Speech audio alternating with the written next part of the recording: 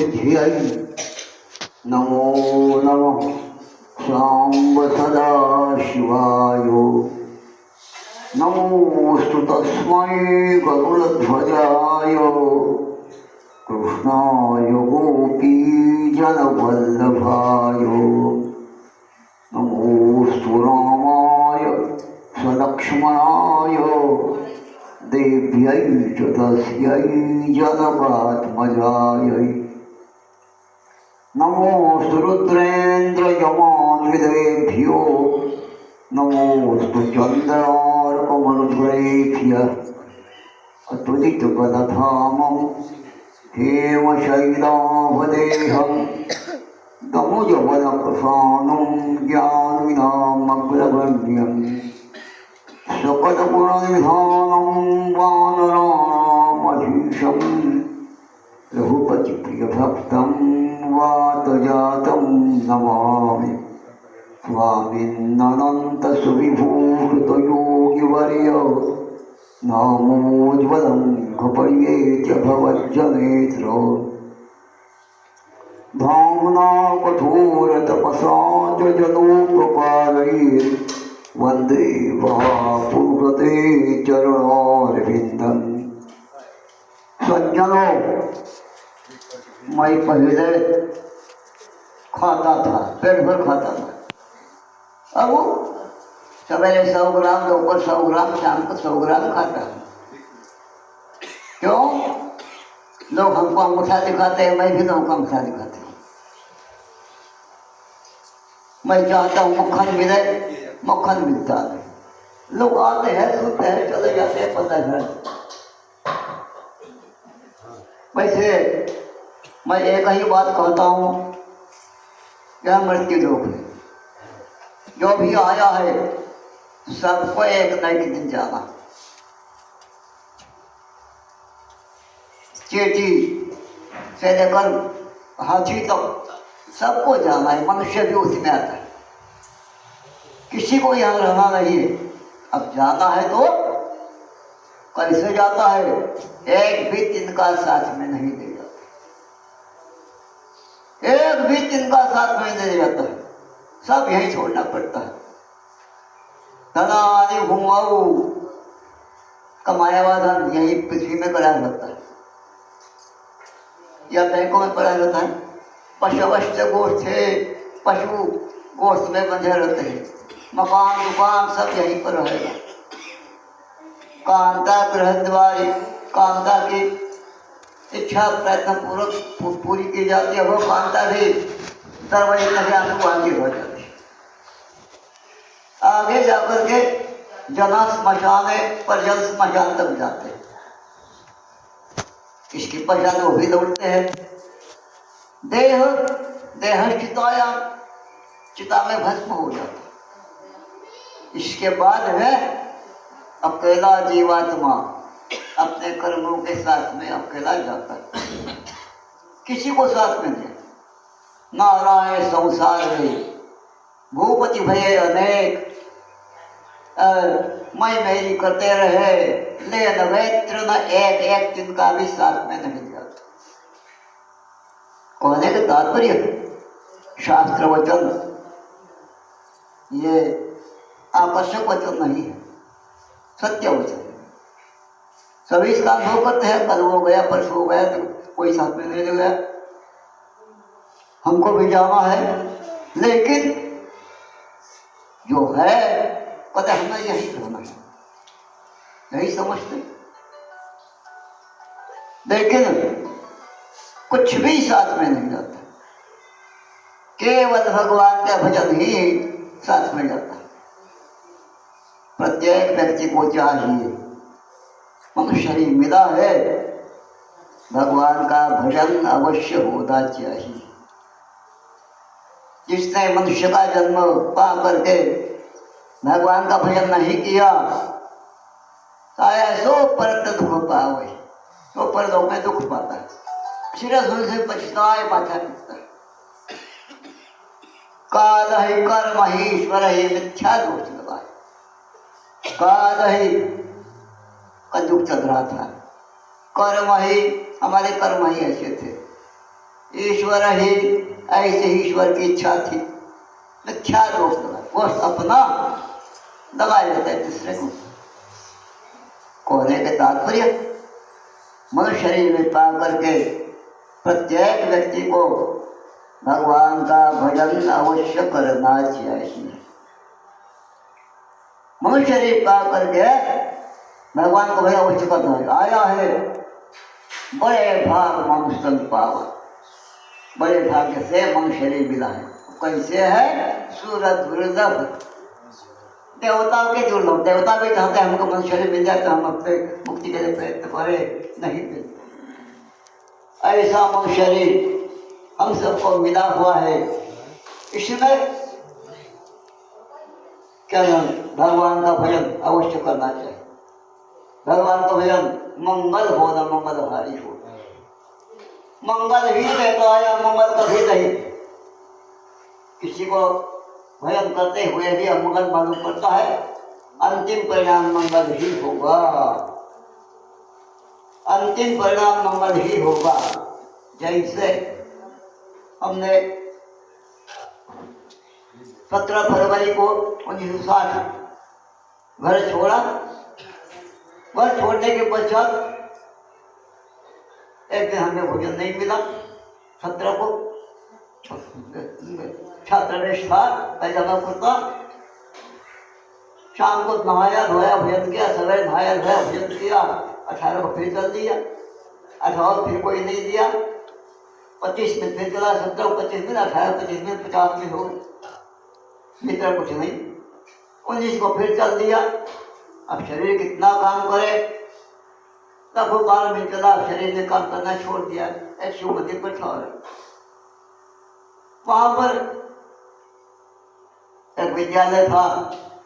वहां पर गया, क्लासों को प्रोग्राम दिखाया। 4.5 रुपये हमको। तीसरे दिन शाम को हमने भोजन किया। तीसरे दिन शाम को भोजन किया। यह भजन के लिए घर छोड़ा था, अब परिणाम इस प्रकार निकला। वो कहने के तात्पर्य, हमारे कर्म ऐसे थे। इंटर में पढ़ता था, जिसमें बहुत साथ भी पढ़ी थी। मैं घर फाड़ा हूँ, कॉकरोच फाड़ा हूँ। घर पर भी कुछ प्रैक्टिस होनी चाहिए, इसलिए मैं घर को पकड़ लिया। एक दोस्त साथ था, इसको मच्छी के तेल में डाल दो। मच्छी के तेल में डाल दिया। शाम को देखा उछाल मार रहा, अरे जिंदा, फिर बंद करके रख दिया। दूसरे दिन शाम को देखा, अब वो भी भूखा प्यासा, उछाल कहाँ तक मारे, आगे खोल भी चढ़ाता है, फिर जिंदा है। तीसरे दिन शाम को मारा, तब उसने डिसीजन किया, हमारे द्वारा मैं ढंग की निर्मम हत्या हुई। तीसरे दिन तक उसको मरा है, हमको 3 दिन भूखे मरना पड़ा। ये हमारे काम का लेकिन उसका ईश्वर मंगल भवन मंगलहारी कैसे होता है। घर छोड़ने से पहले एक नियम था, जहाँ बरसात का पहला छींटा उड़ा, हमने 2 बंदा घड़ी मारने के लिए पीछे बंदा पकड़ लिया। वो नियम समाप्त। अब कितना बरसात हो, कुछ भी हो, हमें कुछ नहीं। भगवान का भजन मंगल ही फल देता। प्रत्येक व्यक्ति को चाहिए कि वह भगवान का भजन करे, अपना मन जीवन सफल बना ले। कितना करे? 15 मिनट, 20 मिनट, आधा घंटा, काम नहीं चलेगा। काम नहीं चलेगा। आया है जन्म से लेकर 25 तक ब्रह्मचर्य आचरण होता है। इसमें सत्युग के, त्रेता के, द्वापर के, लड़के बस जनेऊ के बाद में गुरुगृह में जाते थे। 12-13 साल जो वहीं होते थे, वहीं खाते पीते थे, गुरु अच्छे संस्कार देते थे। अब कलयुग में वो सब नियम समाप्त हुआ। लड़के लड़कियां दोनों विद्यालय पढ़ने घर के जाते हैं, फिर घर को वापस आते। तो माता पिता को चाहिए बच्चों पर अच्छे संस्कार करें। जिन माता पिता ने अपने बच्चों पर अच्छे संस्कार नहीं डाले, उनका माता पिता बनना ही कर सकते। माता पिता केवल बच्चों को विकास वाले जन्म देने के लिए ही नहीं होते, उनको अच्छे संस्कार देने चाहिए। अब बच्चे अनुकरण से ज्यादा होते हैं, आज्ञाकारी कम होते हैं। माता पिता खुद चाहिए खुद भजन करे तब लड़के भजन करें, अपने भजन करेंगे नहीं तो कोई भजन करो लड़के भजन नहीं करो। तो इस प्रकार 25 तक व्यक्ति को माता पिता के द्वारा शिक्षा मिलनी चाहिए। 25 से 50 गृहस्थाश्रम होता है, उसमें प्रत्येक व्यक्ति को चाहे महिला हो चाहे पुरुष हो 2.5 घंटा कम से कम भजन होना चाहिए। 2.5 घंटे कम से कम प्रतिदिन भजन होना चाहिए, यह कम से कम है। क्यों आया है न्यायो पारितस्य दशमाव्यन धीमता कर्तव्यो विनवश्यो ईश पृथक हेतु। भगवान की कृपा को प्राप्त करने के लिए प्रत्येक गृहस्थ को अपनी आमदनी का 10वां भाग परमात्मा में खर्च करना चाहिए। 10,000 रुपये तनख्वाह है, उसको चाहिए प्रतिमाह 1,000 रुपये परमात्मा खर्च करें। ऐसे हमको 24 घंटे मिले। घर में भी दिन बड़ा होता है, रात छोटी होती है, जाने में रात बड़ी होती है, दिन छोटा होता है, दोनों मिलकर 24 घंटे होते हैं। हिसाब के लिए 25 घंटा मान लो, 25 का 10वां भाग 2.5 घंटा, 25 का 10वां भाग 2.5 घंटा होता है। प्रत्येक गृहस्थ को 25 से 50 तक कम से कम 2.5 घंटा भगवान भजन होना चाहिए। 50 से 75 तक अधेड़ की उम्र होती है, उसमें शरीर में गिरावट प्रारंभ होती है और गृहस्थ के जो विषय भोग होते हैं उनमें आकर्षण कम ही होता है। ऐसे व्यक्ति को 5 घंटे भगवान होना, 5 घंटे भगवान का कम से कम होना ही चाहिए। अब 75 के बाद में बाल सफेद हो जाते हैं, मुकम्मल के ही हो जाती है, हाथ में छड़ी आ जाती है, नाती पोतों ने काम संभाल लिया होता है, बूढ़े फ्री होते हैं। ऐसे फ्री वाले को खटिया पर बैठकर खटिया तोड़ना नहीं, 8 घंटे कम से कम भजन होना चाहिए। 8 घंटे कम से कम भजन होना चाहिए, कम से कम। 1/3 सरकारी परीक्षा देने जाता है, 1/3 पर पासिंग होता है, 33% पास। उसके बाद में उसके नीचे फेल, उसको पास। तो 24 का 1/3 8 घंटे, 8 से 24। तो प्रत्येक 75 वर्ष के ऊपर वाले को 8 घंटे भगवान का भजन होना चाहिए। हमारी वो 83 वर्ष की हुई, 8 घंटे भजन होना चाहिए। 11 घंटा भजन करता है, 3 बार नहाता है, रात के 2 बजे नहाता है, फिर दिन में 8 बजे 8:30 बजे नहा लेता हूँ, फिर 2 बजे 2:30 बजे नहा लेता हूँ, तो 11 घंटा भजन करता हूँ। हमारे पास कूलर है, हीटर है, एसी है, फ्रिज है, कार है, थर्मस है, क्या नहीं है। अच्छे धनी मानी की जिंदगी बिता है, पैसा नहीं छूता हूँ, पैसा नहीं छूता हूँ। धनी मानी व्यक्ति पैसा कार में बैठते हैं, कैसे बैठते हैं? कार के लिए पैसा देते हैं, कार के लिए पैसा देते हैं, गाड़ी को टूट फूट देखते हैं, सर्विसिंग कराते हैं, क्या टोल टैक्स वगैरह देते हैं, तब गाड़ी में बैठते हैं, ड्राइवर को तनख्वाह देते हैं। हमें कुछ नहीं करना पड़ता।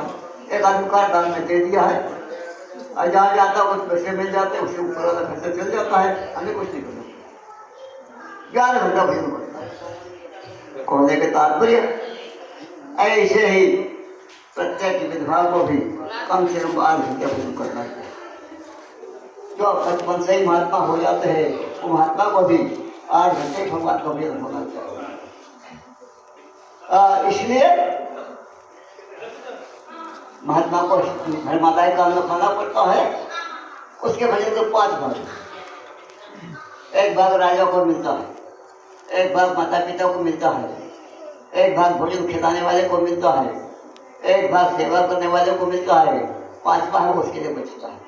साधु होने के 10 घंटा भगवान भजन करे, क्या बचेगा उसके लिए? महात्मा भी 8 घंटे भजन करना चाहिए। विधवा भी 3 प्रकार की होती है। पति मर जाए तो विधवा, पति त्याग दे तो विधवा, और उम्र हो जाए शादी ना हो तो भी विधवा। तीनों को चाहिए 8 घंटे कम से कम देने को। तो मैं तो कहूँगा प्रत्येक व्यक्ति को अपनी उम्र एवं अवस्था के अनुसार भगवान का भजन होना चाहिए। भगवान के भजन से ही जीवन पार हो सकता है, जीवन धन्य हो सकता है। जीवन धन्य बनाने के लिए दूसरी बात, जितने मंदिर है शुक्रवार को बहुत मंदिर, जितने मंदिर है सब कामयाब होने, सब कामयाब होने चाहिए। कहीं हनुमान चालीसा, कहीं मानस पाठ, कहीं शिव चालीसा, कहीं दुर्गा चालीसा, कहीं अज्ञानी पाठ, बहुत से पाठ। कहने का तात्पर्य सबका सहयोग इसमें होना चाहिए और उसमें 8 घंटे की पूर्ति होनी चाहिए, 5 घंटे की पूर्ति होनी चाहिए। सफेद बाल वाले चाहे तो क्या नहीं कर सकते, सब कुछ कर सकते हैं। सब मंदिर का आवाज हो सकते हैं। अब मंदिर की दुआ यही है, जनता पर अच्छे संस्कार डालें। जिस मंदिर के द्वारा जनता पर अच्छे संस्कार नहीं डालेंगे, मंदिर बनना ही बेकार। तो मैं कहूँगा प्रत्येक व्यक्ति को चाहिए कि वह अपना भजन करे। आप मन फूल बनावे अच्छा होगा। बोलो वृंदावन बिहारी